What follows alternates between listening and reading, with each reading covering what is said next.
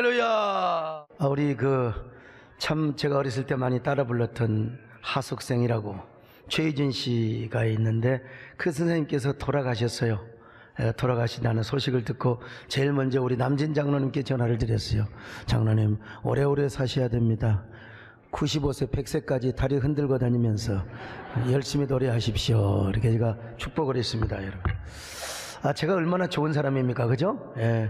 TV에서 제 설교만 나오면 무조건 채널을 돌렸던 분이 있어요. 이렇게 좋은 사람인데. 아니, 이상하게 제가 싫었대요. 여러분, 왜 제가 싫어요? 피부 좋지요, 인물 좋지요, 아니 인상 좋지요. 저는 그 개척교 때부터요, 내 얼굴이 전도지다, 나 보면 예수 믿는다, 그냥 나 만나면 반드시 감동 받는다, 이런 확신 속에 살았거든요. 사실은요, 이런 얘기 들으면 또 집사람이 비웃었는데 그만큼 저는 어떤 그 하나님의 종으로서의 확신, 정체성이 있었습니다. 근데 유달리 저를 밥맛 떨어지게 생각하는 분이 계셨어요. 왜 그런지는 몰라도 그분이 그렇게 삶이 힘들어요.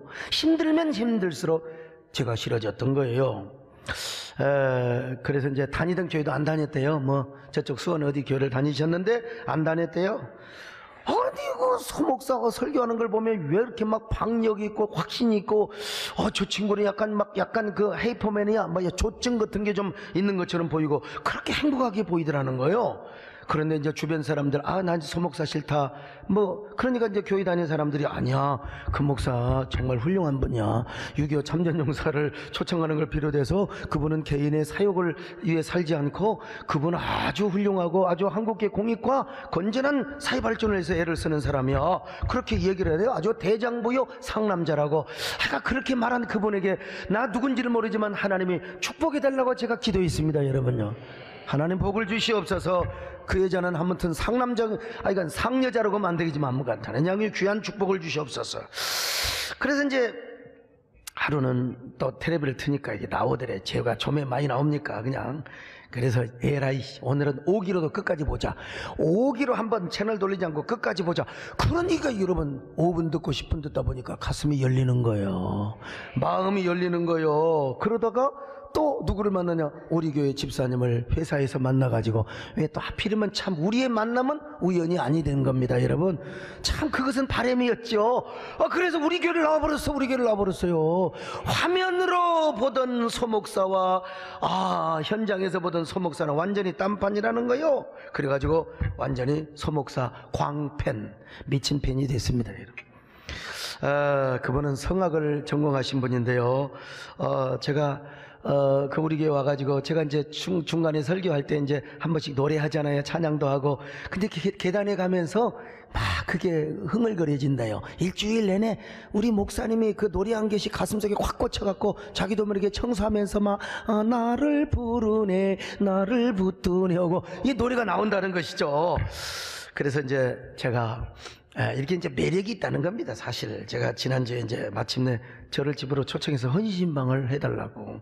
그래서 제가 갔더니 이렇게 고백을 한 거예요. 이분이 세상에 목사님, 이렇게 훌륭한 목사님을 참 내가 몰라보고 무엇이 그렇게 씨어서 내가 몰라봤는지, 무엇이 중한지도 모르고 세상에 내가 목사님을 그렇게 참 아주 싫어하고 방황하고 교회도 안 다녔다고 이제야 무엇이 중한 줄을 알아버렸습니다요. 이렇게 간증을 하는 거예요. 그분이 저에게요, 사과하는 의미로서 제 앞에서 일어서서 예배 끝난 다음에 찬송을 불러주는 겁니다. 그 찬송이 뭔 줄 아세요? 하나님의 은혜로 있을 때 없는 자 왜 구속하여 난 알 수가 없고. 이게 지금 여러분 무슨 말인 줄 아세요? 사실 하나님의 은혜로 어떻게 우리 교회를 와가지고 은혜 받고 이렇게 참 하나님의 은혜로 신앙생활을 한다, 여기에 대한 하나의 고백이 아니겠습니까? 이걸로 끝낸 게 아니요. 그 다음에 또 일어서 가지고 자기가 무슨 이선희 씨라고 목사님 좋아하는 노래 한번 들려드릴게요 하면서 이제 자기가 또 저에게 불러주는 거예요. 제일 스치는 바람에 제일 그때 모습 보이면 난 오늘 또 조용히 그댈 그리워하네. 갑자기 또 달라져요. 별처럼 수많은 사람들 그중에 그대를 만나. 진짜 저한테요 완전히. 근데 내가 뭐라고 하다반 줄 아세요? 집사님 전말로 할 때요, 너는 나만 믿고 따라와, 내가 너를 지켜줄 거야, 지켜줄 거야. 여러분, 그분이 누군 줄 아세요? 사진에 저분입니다. 저분, 저한테 고개 딱 돌리신 분요, 숙인 분요, 박성원 집사님이라고 하는데, 난 잘 그날 저녁에 잠을 못 자서 이런 반전이 어디가 있을까. 제 설교만 나오면 채널을 돌렸던 사람이 지금 완전히 소목사 광편이 되어가지고 세상에 헌금 준비해놓고, 목사님 제발 우리 집 한 번만 와주세요, 노래 불러드릴게요. 자, 사실 그분은요, 왜 그런 실수를 한 줄 아세요? 그분은 사람의 외모를 보고 판단했던 사람이요. 외모 보지 마세요. 하나님이 기뻐하시는 히든 페이스, 내면의 얼굴, 이걸 봐야죠. 그런데 저에게 지금 은혜를 받고요, 제 안에 감추어져 있는 이 아름다운 얼굴에 반했다니까요. 여러분, 이미 서거하신 고 김대중 대통령님께서 참 이런 말씀을 하셨어요. 자신을 말이죠, 알부남이라고 했던 거예요. 알부남. 알고 보면 내가 부드러운 남자라는 거죠. 이분은 좀 굉장히 강성 있게 보이잖아요. 막 그러니까 어쩔 수 없이 이분은 막 부드럽게 보이려고, 존경하고 사랑하는 국민 여러분, 일부러 막 부드럽게 하려고 하지만 또 갑자기 막 정말하자면은 이 남북 관계라고 하는 것은 하면서 막 강하게 보이잖아요. 본래가 부드러운 남자래. 다시 생각해 보니까 알부남이 아니라 본부남. 본래가 부드러운 남자라. 어쩌면 그렇게 저의 마음을 그렇게 대변해 준지 참 모르겠어요. 제가 어떤 목사냐? 알부목이요 본부목입니다. 알고 보면 부드러운 목사입니다. 할렐루야. 그 장로님들 그 아멘 안 오신다니까, 그 참. 여러분, 본래가 부드러운 목사라는 겁니다. 여러분, 참 제가요 뭐 야성이 있고 패기가 있고 남자 중에 남자처럼 보일 수 있지만은, 그러나 그리스도 예수 안에서 보면 눈물도 많은 사람이고 아주 마음이 여린 사람이에요. 그러니까 또 시를 쓰지요, 노래도 하고요. 제 안에 감춰져 있는 히든 페이스가 얼마나 부드러운가, 얼마나 꽃미남인 줄 아세요? 반듯하고. 이 꽃미남, 이게 프랑스 말로는 뭔 줄 아세요? 시벨럼. 그러나 그렇게 기도를 많이 하고 성령 충만하셨던 우리 정 권사님도 하마터면 여러분 실수할 뻔했습니다. 저의 히든 페이스를 못 봤어요. 그래서 하나님이 아무리 사위 삼으라고 뭐 달래고 꼬시고 해도 저 안 할랍니다, 안 할랍니다, 키가 작아서 안 할랍니다. 아니, 내가 키가 1m 80이 좀 안 돼서 그렇지, 그리 적은, 그때는 뭐 제가 워낙 많이 굶고 그냥 광대뼈만 쭉 나오고 그렇게 생기다 보니까 뭐 정원사님도 뭐 그렇게 실수할 수 있었겠지요. 그때 저 때는 여러분 아주 따듬었을 때입니다. 양복 입고 아주 그냥 구르무도 다 발랐을 때예요. 그러나 그때 우리 정원사님이 저를 놓쳤으면 어떻게 되셨겠습니까? 저를 사유로 삼지 못했으면 여러분, 저도 아직 못 가본 북유럽을 지난주에 딱 여행을 다녀왔어요. 세상에, 북유럽을요 최덕이 갔다 오신 겁니다. 여러분 보세요. 본인이 무슨 아가씨라고 말이죠.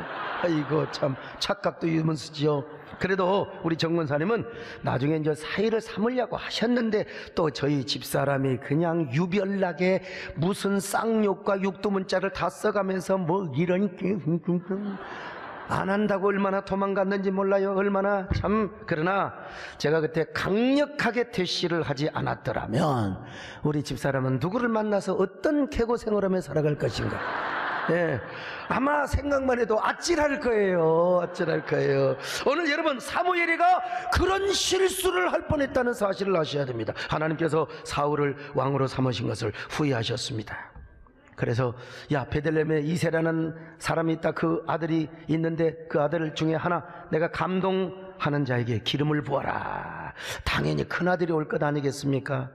사무엘이 엘리압이라고 하는 큰아들을 보니까 키와 용모가 야 멋있다, 야 이스라엘의 왕이면 저 정도의 풍채와 용모는 가져야지, 기름을 부으려고 하니까요 우리 하나님께서 고개를 흔들어요. 아니야 아니야, 그놈은 아니야, 아니라는 거예요 여러분요. 하나님께서요. 그러자 하나님께서 사무엘에게 여러분 뭐라고 말씀한 줄 아세요? 사무엘아, 너는 키와 용모를 보지 마라. 내가 이미 그를 버렸노라. 사람은 외모를 보지만 나 여호와는 속 중심을 보느니라. 하나님께서요 사람의 그 내면에 감추어진 히든 페이스를 보겠다는 거예요. 나 여호와는 중심을 보느니라. 옛날에 아주 한참 오래전에 배꼽티를 유행했던 때가 있어요. 이게 강남의 아가씨들이 교회에 막 배꼽티를 입고 와가지고, 그러니까 목사님이 설교를 하다 보니까 배꼽티만 보이는 거예요, 저것들요. 그래서 이제 설교 끝나고 내 눈이 거슬려서 설교가 못하겠다. 그러니까 배꼽티 입고 오지 마라. 교회 올 때는 배꼽티 입고 오지 마라. 배꼽을 덮는 옷을 입고 와라. 설교 끝나고 뭐라고 대든 줄 아세요? 목사님, 왜 그렇게 비성경적인 말씀만 하세요? 여호와 하나님은 중심을 보신다고 했잖아요. 성경을 오해하는 사람이 있는데, 자 사무엘상 16장 6절로 7절 같이 보시겠습니다. 시작. 그들이 오매 사무엘이 엘리압을 보고 마음에 이르기를 여호와의 기름 부으실 자가 과연 주님 앞에 있도다 하였더니 여호와께서 사무엘에게 이르시되 그의 용모와 키를 보지 말라. 내가 이미 그를 버렸노라. 내가 보는 것은 사람과 같지 아니하니 사람은 외모를 보거니와 나 여호와는 중심을 보느니라 하시더라. 자, 둘째도 지나갑니다. 셋째도 지나갑니다. 넷째, 다섯째, 여섯째, 일곱째 다 지나갔습니다. 그러나 하나님이 그들을 택하지 않으시고 감동을 안 줬습니다. 그 사무엘 선지자가 참 희한해요. 하나님께서 분명히 약속하시거든요. 내가 택한 놈한테는 내가 감동을 주겠다고. 자, 사무엘상 16장 3절 같이 봅니다. 시작. 이새를 제사에 청하라. 내가 내게 행할 일을 가르치리니 내가 내게 알게 하는 자에게 나를 위하여 기름을 부을지니라. 이게 사무엘이 하마터면 실수할 뻔했잖아요. 그래서 이제 이새에게 물어봐요. 아들 한 분 없어요? 아들 한 사람 있을 텐데 하나님 분명히 내게 감동을 주셨는데. 자, 그러자 여러분 뭐라고 말합니까? 이새가 아이고 저기 막내 아들놈이 있는데 얘가 워낙 천방지축이고 얘가 나이가 어리고 그리고 저기 들판에서 목동 노릇을 하기 때문에 그놈은 안 불렀습니다. 막 여러분 불효령을 내리는 겁니다. 여보시오, 어떻게 그런 게, 그 사람은 아들이 아닌 줄 알아. 빨리 그 아들을 불러오기까지는 내가 식사 자리에 앉지를 아니하겠습니다. 사람을 급히 보내어서 데려왔습니다. 그가 누굽니까? 이새 아들 다윗이요, 제가 다윗을 닮았습니다. 사무엘이 다윗을 보자마자 심장이 뜁니다. 야, 얼굴이요 눈이 빼어나고 얼굴이 붓고 그리고 얼굴이 아름다워요. 여러분 여기서 오해를 하면 안 됩니다. 다윗도 굉장히 용모가 준수했다, 그런 말이 아닙니다. 다윗의 피부가 붉었단 말은 아직 어리고 순진하단 말입니다. 요 피부 색깔 때문에 나중에 골리앗에게 얼마나 조롱을 당합니까? 얼굴에 피도 안 마른 놈 자식이 어디 나한테 감히 도전을 하냐고, 아직 어리다는 겁니다.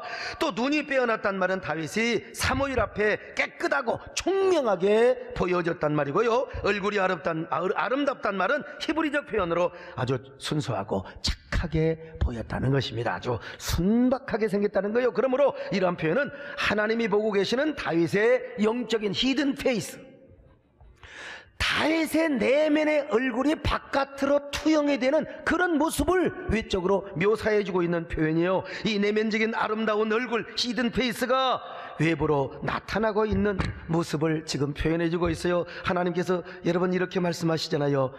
저 아이가 내가 택한 왕이다. 가서 기름을 부어라. 자, 사무엘상 6장 12절 시작. 이에 사람을 보내어 그를 데려오매 그의 빛이 붉고 눈이 빼어나고 얼굴이 아름답더라. 여호와께서 이르시되 이가 그니 일어나 기름을 부으라 하시는지라. 그래서 사무엘이 기름을 양각불 속에 담아 그에게 부었으며 그랬더니 다윗이 여호와의 영에 크게 감동을 한 것입니다.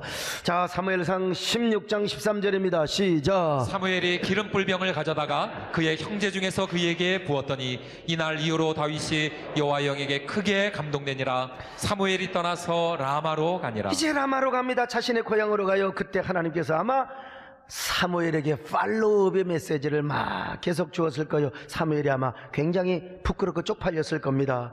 사무엘아, 이제 너 알았지? 사울 봐라, 키 크고 용모 대단히 좋지만은 얼마나 거만하냐. 내가 그래서 버렸어. 엘리압도 봐라, 그놈 큰아들이라고 키도 크고 인물 좋고 깝죽거리고 깝치더니 내가 버렸어. 다윗을 봐라, 다윗에게는 얼마나 아름다운 히든 페이스가 있더냐.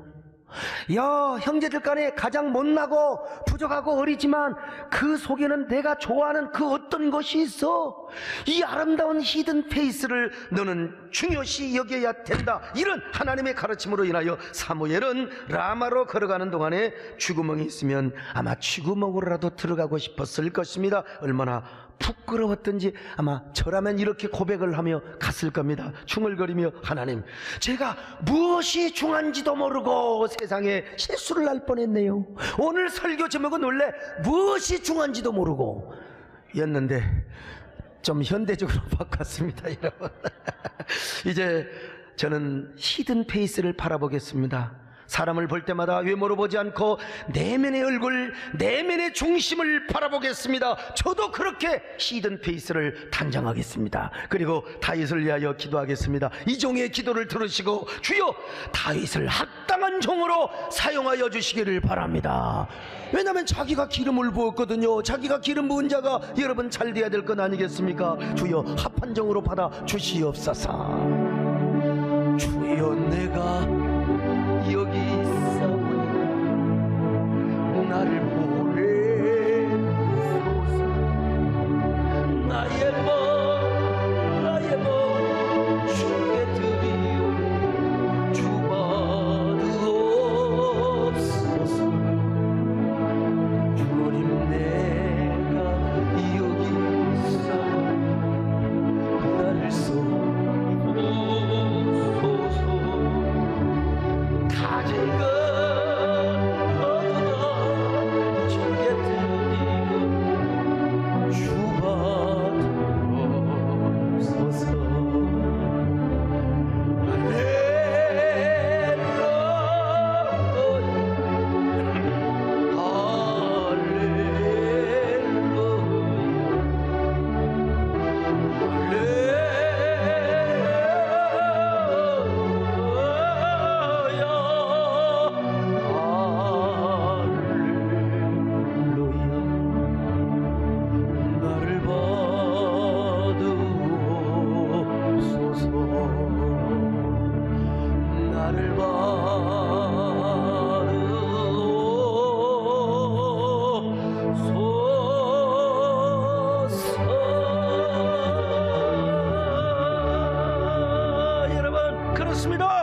분명히 성경을 봐도 하나님께서 다윗을 내 마음에 합한 종이라고. 자, 사도행전 13장 22절 시작. 이르시되 내가 이새의 아들 다윗을 만나니 내 마음에 맞는 사람이라 내 뜻을 다 이루리라 하시더니. 여러분, 하나님께서 이새의 아들을 보니까 내 마음에 딱 맞아.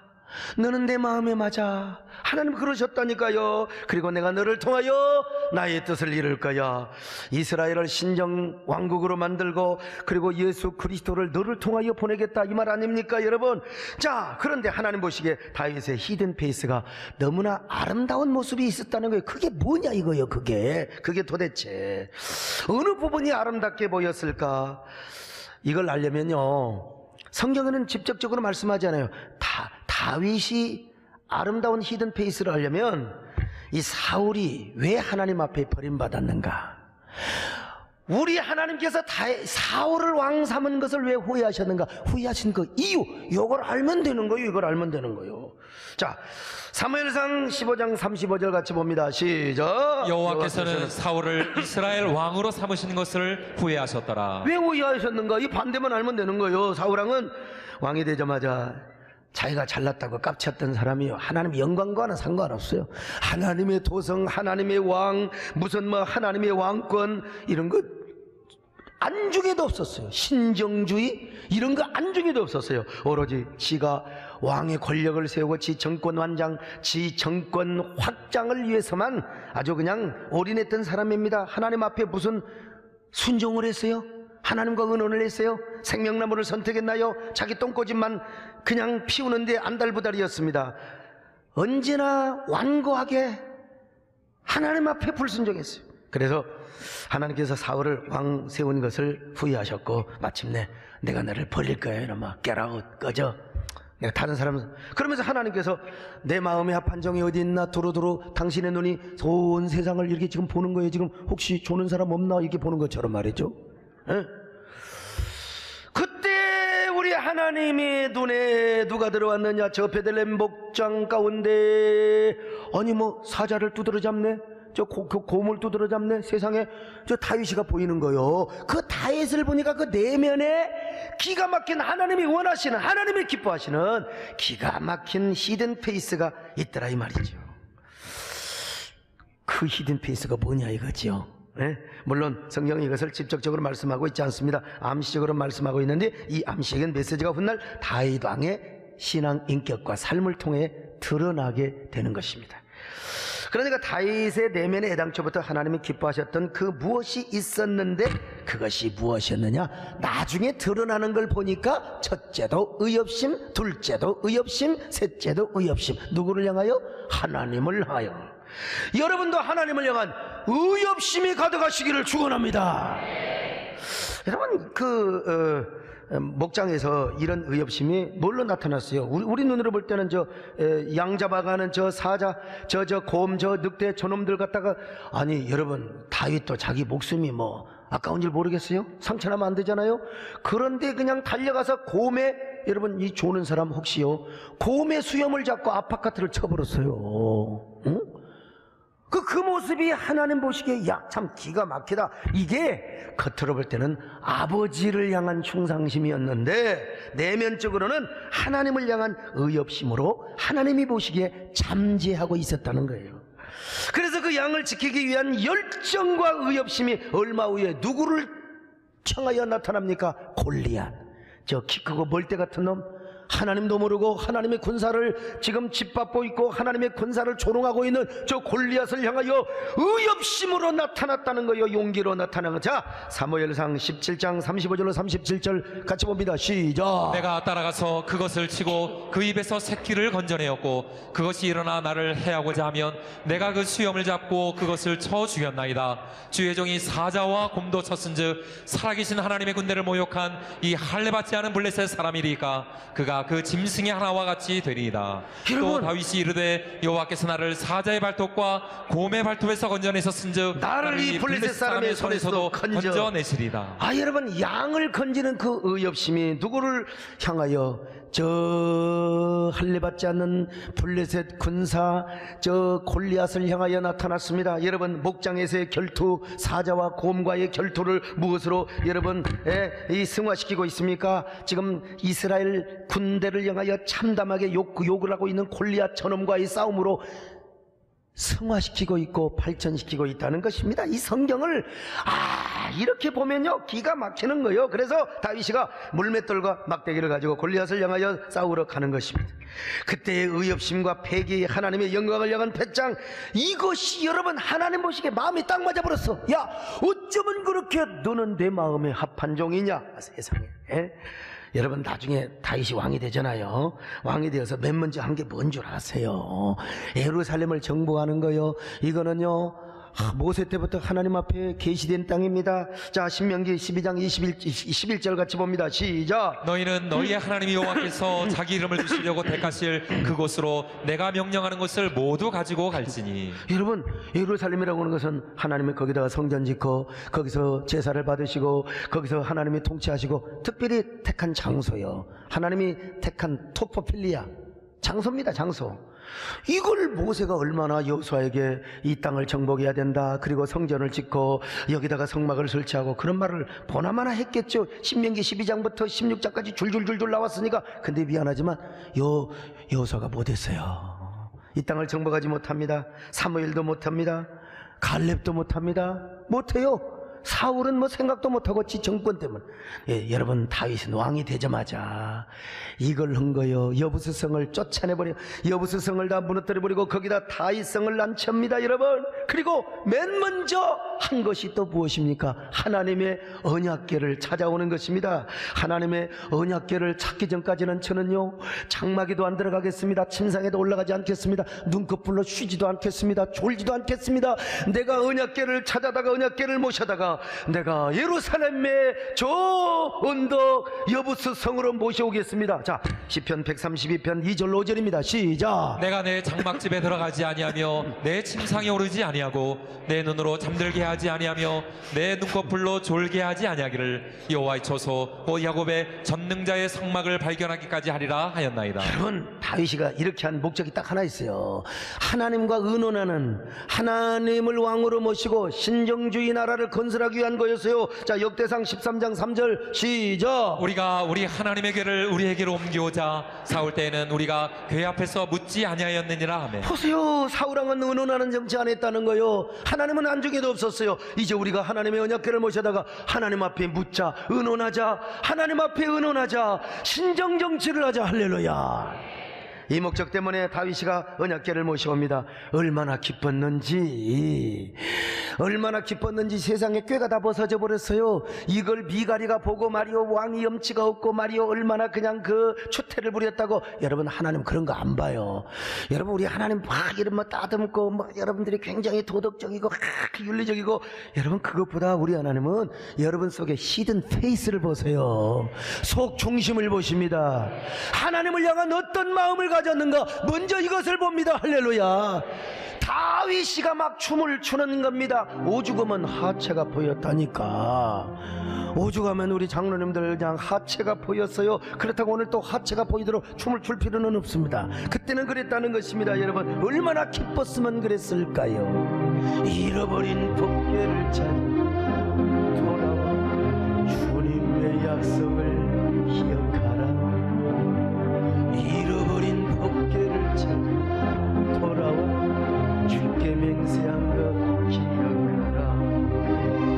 잃어버린 법궤를 찾아 돌아와 주님의 은혜를 기억하라.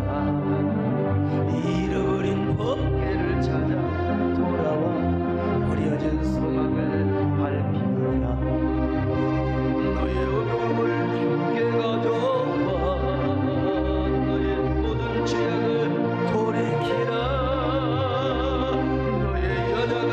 주께 가져와 주의 강한 손들을 일으키리로.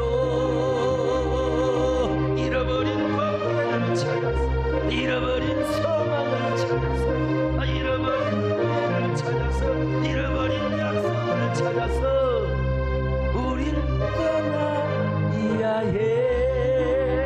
다시 한번. 잃어버린 법궤를 찾아서, 잃어버린 소망을 찾아서, 잃어버린 은혜를 찾아서, 잃어버린 약속을 찾아서 우린 떠나야 해. 아마도 천국에 갔던 사무엘 선지자가 이 모습을 봤다면 나 같으면 이렇게, 천국 가서도 다 보잖아요. 앞서가신 우리 신앙의 선진들이 저것들 저 어제 저 고스톱 사치기 하더니 또 아이고 사치기 하더니 또 오늘 저 예배당에 와서 졸고 있네. 여러분, 천국에 간 그 우리 신앙의 선배들이 다 지금 응원하고 있습니다. 응원하고 있습니다. 예? 음란에 빠져 헤매는 사람만 삼손이 와서 야 나같이 눈구녕 빠질래? 응? 뭐 이사야가 와서 그냥 뭐 요비가 와서 시련당하고 고통당하는 사람을 향해 요비가 와가서 조금만 인내요 참아요. 여러분 계속 응원하고 있어요. 여러분. 아마 사무엘 선지자가 근데 제가 볼 때는 아마 이렇게 감격 어린 고백을 했을 거예요. 다윗 왕이요. 천국에서 내가 이 모습을 봐도 정말 그대는 너무나 훌륭하고 너무나 놀랍소. 내가 그때 참 당신 속에 있었던 히든 페이스를 내가 못 봤더라면 큰일 날 뻔했지. 진짜 하나님이 세우신 당신 이제 천년의 대제국, 천년의 신정왕국을 당신의 기초를 만들어 놓았으니 이스라엘에 하나님의 축복이 영원하리로다.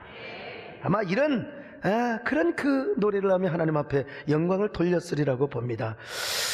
자, 저는 이런 다윗을 보면서 제 젊은 시절이 떠올라요. 제가 예수 믿고 집에서 이제 쫓겨났습니다.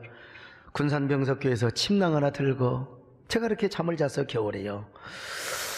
그러던 중에 이제 군산개복교에서 부흥회를 한다고, 군산개복교회라고요. 피종진 목사님이 오셔서 아주 그때 가장 잘 나갔던 부흥사. 예, 저는요, 얼마나 멋있어요. 저분은 하얀 양복이 이제 아주 적성에 맞아요. 저는 쪽팔려서 못 입었는데, 천사같이 보이시잖아요. 저는 금식을 하면서 개복교회 지하실에서 잠을 자며 새벽기도에 갔습니다. 그런데 새벽기도를 하면서 보니까 아니 저 목사님께 안수기도를 받으려고 막 강단에 쭉 올라가더라고. 뭐 저도 돈 드는 거 아니니까 저도 한번 줄 서서 안수를 받았어요. 근데 참 잊을 수 없는 기도를 해주신 거요. 제 몸이 막 가슴이 뜨겁고 감격이 복받치면서 사랑하는 나더라. 내가 지금은 정치 없는 몸이지만 내가 너에게 다윗 왕의 권능을 주리라. 내가 다윗처럼 강하고 담대하고 그래서 내가 너를 다윗처럼 쓰리라. 주여 성령께서 감동하신 대로 이 아들을 꼭 강건하게 사용하여 주옵소서. 내가 여러분 아멘 아멘 하면서 눈물을 터뜨리며 울었어요. 목사님께서 제 등을 두들겨 주는 거예요. 뒷사람 기다리니까 빨리 꺼지라고. 그런 의미도 있지만 그런 의미도 있겠죠. 그러나 그건 제가 제 해석이고요. 정말 격려를 해준 거예요. 등을 두드리면서. 어떻게 저분이 내 상황을 알까? 짜고 치는 것도 아니고. 다음날 기도를 쭉 보러 가는데 정말 하루 종일 은혜가 그렇게 넘쳤는데 다음날 또 기도를 받는 그 모습을 보면서 내 마음이 의심하는 마음이 들어와요. 저 양반 꼭 맨날 다윗, 요셉, 다니엘 그런 기도만 해주는 거 아니야? 그리고 제가 또 저 반대편에서 기도를 한번 엿들어 봤더니 그건 아니더라고. 하여간 김상문 장로님도 의심이 많고 나도 가끔 의심이. 그래서 이제 다시 기도를 받았는데 그건 동일한 기도를 해주는 겁니다. 참 사람을 외모로 보지 않고 중심을 보시는 하나님께서 다윗의 기름을 부으리라. 나 진짜 지금 진짜 미치겠어 정말. 응? 내가 너를 존귀하게, 그러므로 걱정하지 말고 너가 부름받는 길을 가라는 것입니다.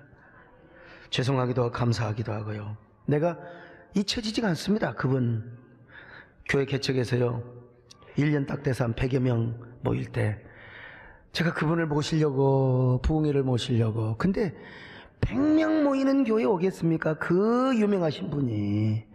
그래도 제가 스케줄을 짜시는 사모님한테 아주 부탁했어요. 내가 이렇게 기도 받았던 그런 학생이고 지금 이제 목사가 돼서 개척했다. 내 앞으로 큰 교회에 대해서 잘 모시겠다고. 근데 한 주일에 2탕을 뛰신 분이 시간이 안 돼요. 그래서 하루라도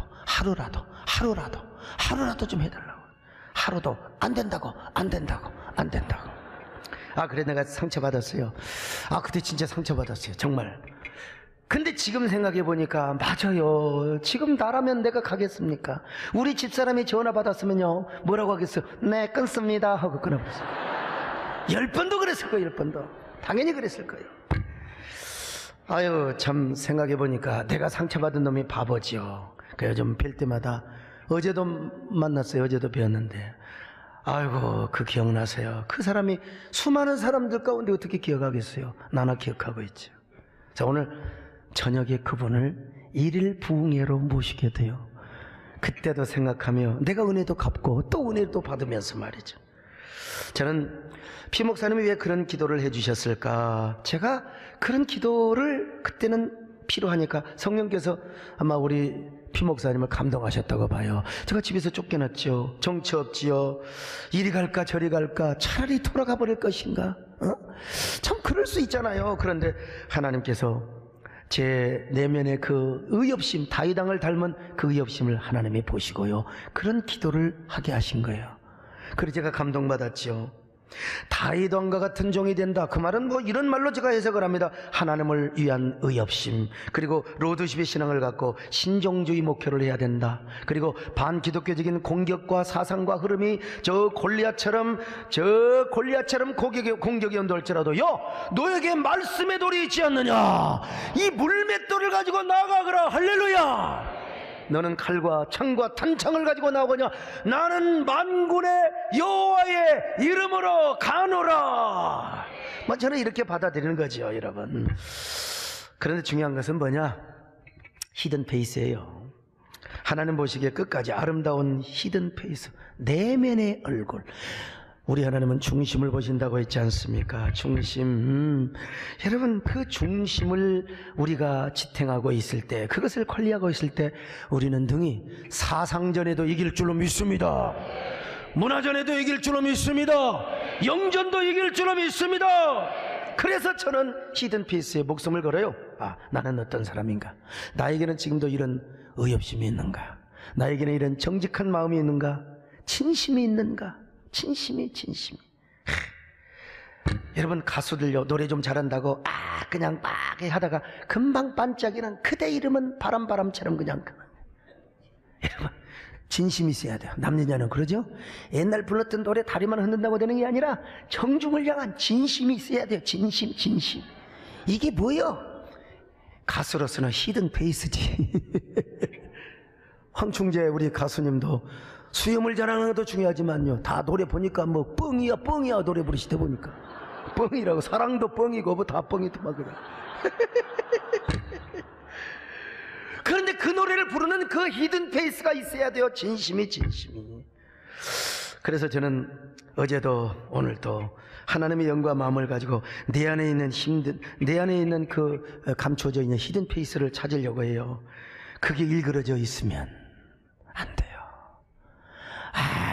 머리 얼굴이 반딱반딱 빛나고 아니에요. 저희 집사람은요, 그냥 저희 넥타이에 뭐 밥풀 묻어있나, 그냥 뭐 와이셔츠에 뭐 묻어있나, 외모에 관심이 많아.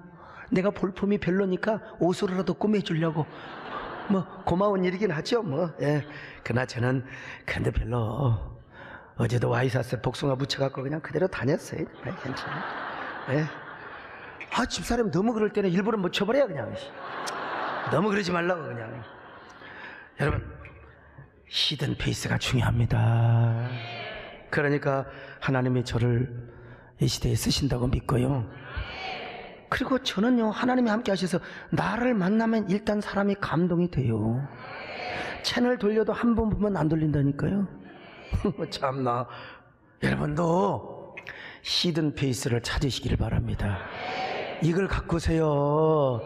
이게 갖춰지면 하나님이 여러분을 다시 찾아오십니다. 손잡아 주십니다. 때로는 우리가 필요할 때 광야길을 걷게 하시고 절망의 길을 건너게 하시고, 여러분요, 오늘 제가 글 썼지요. 그 밑에서 썩은 고기나 먹는 그 하이에나 같은 인생을 살아서야 되겠습니까?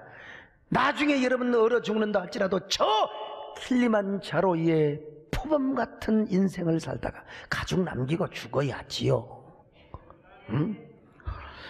육신의 얼굴 중요하지요. 그러나 우리의 내면이 단장이 되면 육신의 얼굴은요, 자동적으로 반딱반딱해요. 불 끄나도 야광 페이스가 되는 거예요. 빛나요. 눈부셔요. 우리 옆 사람 보세요. 인사 좀 합시다. 어쩌면 그렇게 얼굴이 반딱반딱 빛나세요? 아이고, 반딱반딱. 그래서 여러분이 전도지가 되는 거지요. 그리고 하나님께서 복을 주시는 거예요. 복을 주신다니까요. 여러분, 역전의 축복을 주십니다. 여러분의 손을 잡아 주신다니까요. 아무리 절망의 강을 건너도 그건 필요할 때, 하나님이 여러분을 훈련하실 때 그러는 거고, 거기에 우리의 영적인 내공을 쌓고요, 영혼의 히든 페이스를 딱 단장하면 여러분 쨍하고 해뜰 날이 돌아오게 되는 겁니다. 할렐루야. 다시 쨍하고 해뜰 날이 돌아오게 되는 겁니다. 여러분의 인생이 다윗과 같은 축복을 받게 되는 것입니다. 그러므로 속 중심을 단장하시기를 바랍니다. 히든 페이스를 단장하시기를 바랍니다. 내면의 영혼을 단장하시기를 축원합니다.